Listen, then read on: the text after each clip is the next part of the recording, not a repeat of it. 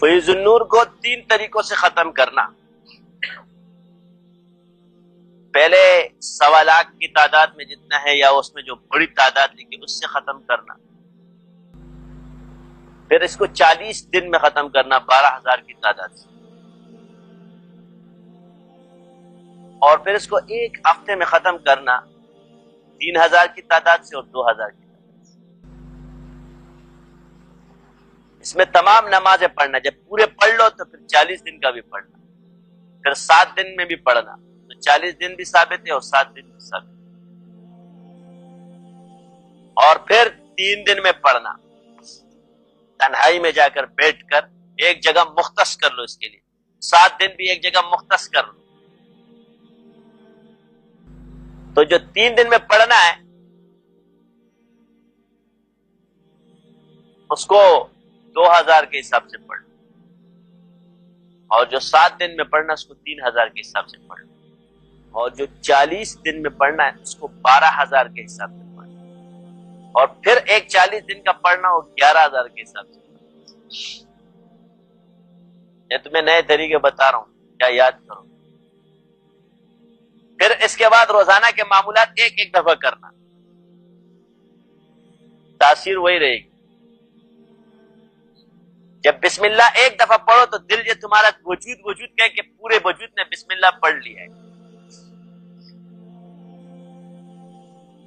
تمہارا رواں بسم اللہ پڑھے. یہی ہر ذکر میں ہونا چاہیے.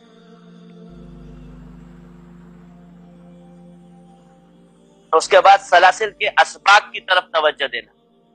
اور میری بات یاد رکھنا کہ نصاب طے کرنا تمہارا کام ہے, منصب دینا اللہ کا کام. ہم منصب کبھی نصاب کے لیے کبھی نصاب طے مت کرنا, کیونکہ ہم منصب کے لیے نصاب طے نہیں کرتے, ہم رضائے الہی کے لیے طے کرتے. اور جس کو اللہ منصب دے دے تو اس کا ادب بھی لازم کرو, کیونکہ اب یہ امر ربی ہے. تمہیں اللہ نے نہیں بنایا, اس کو بنایا. تو اللہ کی تقسیم پر اعتراض مت کرنا, کیونکہ تم نے تقدیر پر رضا اختیار نہیں. اور جب قیامت کا دن آئے گا تو سب صدیقین کے صف میں کھڑے ہوں گے, کسی کو جدا جدا جگہ نہیں ملتی.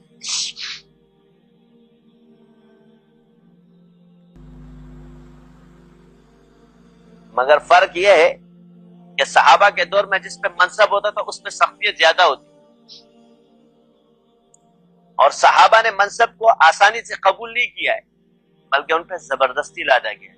گویا ولایت بھی آپ کو زبردستی دی جائے گی, آپ کا دل قبول نہیں کرے گا. خلافت آپ کو زبردستی دی جائے گی. خلافت کی تما مت رکھو, کیونکہ منصب کی تما صحابہ نے نہیں رکھی, تو ولایت صحابہ سے چلی آتی. یہ اس قدم پہ تو تمہیں بھی تما نہیں.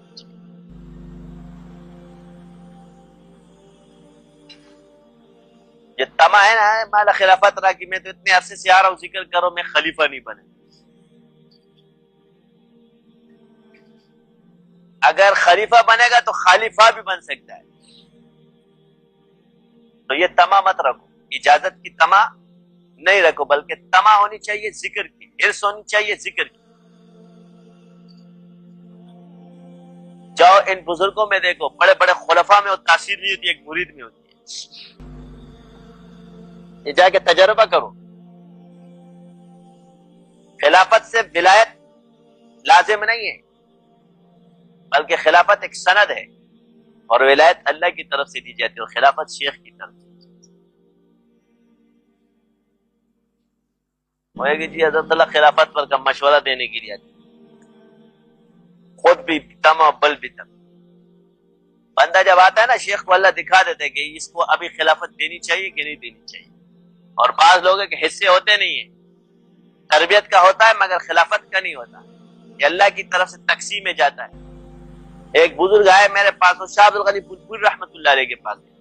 انہوں نے ان کو فرما دیتا کہ تمہارے حصے کا جو آدمی ہے جس سے تم تربیت حاصل کرو, پیدا نہیں ہوا ہے.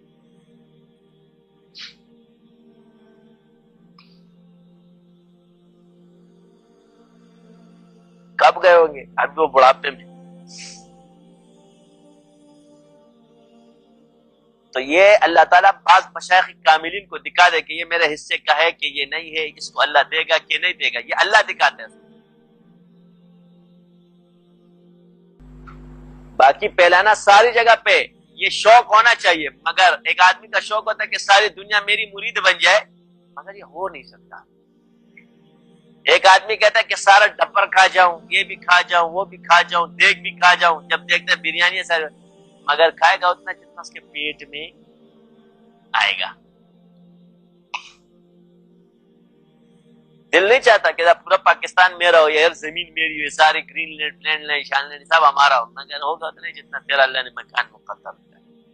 تو یہ بھی مقدر ہے کہ جس سلسلے سے جتنے لوگ وابستہ ہیں اور جس کا حصہ مقرر کیا اللہ تعالیٰ نے، وہ آئیں گے آپ کے پاس، جس کی شفا آپ کے پاس مقدر ہے اللہ دے گا۔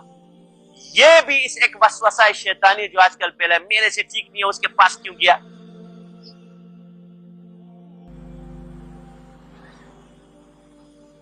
تو کیوں تم خدا بنے ہوئے، نعوذ باللہ، شافی بنے ہوئے ہو؟ ایک آدمی کا دل چاہتا ہے یا نہیں چاہتا تم سے اس کو شفا ملتی ہے نہیں ملتی، چلا گیا۔ آپ اصلاحتاً اس کو ایک نصیحت کر سکتے ہو کہ اگر آپ کو اشارہ مل گیا کہ آپ کا علاج، اس کا علاج آپ ہی سے ہوگا، تو اس کو آپ کہو کہ بھائی تھکو مت، تم نے آنا یہی ہے۔